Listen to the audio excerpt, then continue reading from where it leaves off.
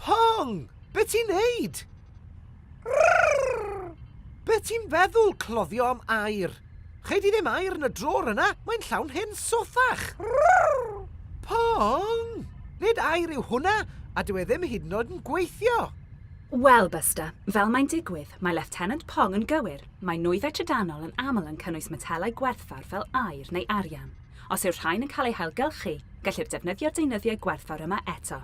Ond dyw rhai o bobl y ddaear ddim yn gwybod fod nwyddau trydanol, pethau gyda phlygiau neu fatris, yn gallu cael eu hailgylchu. O, na biti. Dydy hynny ddim yn dda. Rydyn ni angen dweud wrth bawb y gellir ailgylchu nwyddau trydanol. Ha! Gwaith i arwyr ailgylchu deallus dros ben yw hyn. Na. Gall. Ailgylchu. Ailgylchu. Gall. Ailgylchu. Ha. Pwgl, pa mor fawr yw'r broblem hon? Faint o'i temau trydanol sy'n cael ei taflu ar y ddaear? Wel, oedd y ti'n gwybod? O, na! Dwi'n meddwl fod na fflach ffeithiau ar y ffordd, Pong.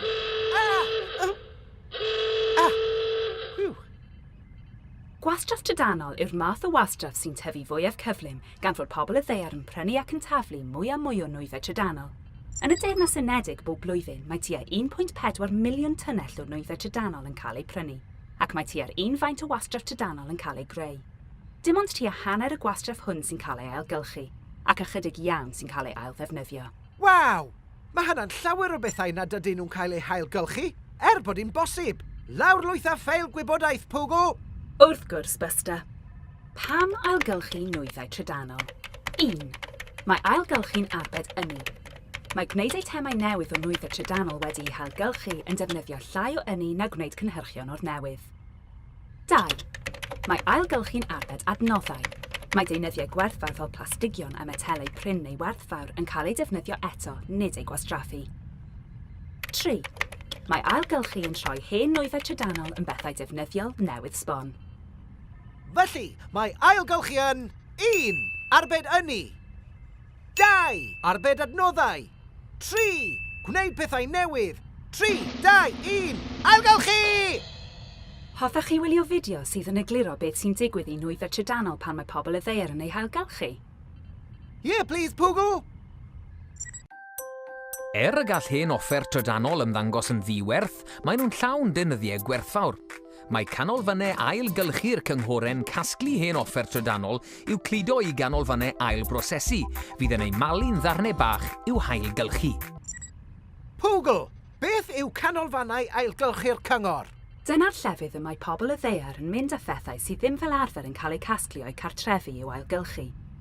Mewn rhai ardaloedd, mae nwyddau trydanol bach yn cael eu casglu o gartrefu. Gall pobl y ddaear roi eu cwd post yn y lleolydd ailgylchu arbennig os ydyn nhw am ddarganfod beth maen nhw'n cael ei roi yn ei bin ailgylchu. Diolch, Pwgl. Mae hynna'n swnio'n ddefnyddiol dros ben. Bydden nhw'n defnyddio magnedau cryf i dynnu metelau mae heiarn ynddo megis dir. I dynnu metelau nad oes heiarn ynddo megis alwminiwm, bydden nhw'n defnyddio cerrynt trolydd. Mae metalau fferus yn swnio'n oer. Na, Busta. Metelau fferus yw metelau sydd yn rhai magnetig, fel dir. Wela i. Maen nhw'n gwahanu'r gwahanol fathau o fetalau yn ôl pa mor magnetig ydyn nhw. Yn union. Gallwn nhw nodi a didoli gwahanol fathau o blastig trwy ddefnyddio goleadau is-goch neu beriannau gwahanu yn ôl y dwysedd. Bydd pob deunydd yn mynd i ffatri i'w ddefnyddio ar gyfer rhywbeth newydd sbon. Enghraifft, mae modd defnyddio sinc sydd mewn ffôn symudol wrth adeiladu llongau a diogelu reiliau a ffolio'n lampiau rhag rhwd. Gall air sydd mewn gemau electronig gael ei droi'n glysau. Ac mae modd defnyddio plastig o beriannau torri glaswellt wrth wneud offerynnau cerddorol. Cofiwch, peidiwch â thaflu hen offer trydanol. Ewch â nhw i'r ganolfan ailgylchu, neu yn well fydd, os ydyn nhw'n dal i weithio, dewch o hyd i gartref newydd iddyn nhw drwy ei gwerthu neu ei roi i elusen. Neu edrycha ar y lleolydd ailgylchu i weld os gellir ei casglu o dy gartref. Da iawn, Busta. Oeddet ti'n gwybod fod hyd yn oed eitemau trydanol mawr fel oergelloedd a theledau yn gallu cael eu hailgylchu, os yw bodau dynol yn mynd â nhw i'r ganolfan ailgylchu, neu drefnu iddyn nhw gael eu casglu. Mae'r wybodaeth hon mor bwysig, wy'n credu ein bod ni'n bryd i ni'n neud arllediad bris. O'r gorau, Busta. Trosglwyddydd yn barod. Yn galw pobl y ddeiar! Galw pobl y ddeiar! Rydyn ni angen eich help. Eich tasg yw achub eitemau trydanol di eisiau. Gwnewch yn siŵr ei bod yn cael ei hailgylchu os nad oes modd ei hail ddefnyddio. Pob hwyl arwyr ailgylchu, mae'r ddeiar yn dibynnu arnoch chi. Dyma Capten Busta yn dweud, ffarwel!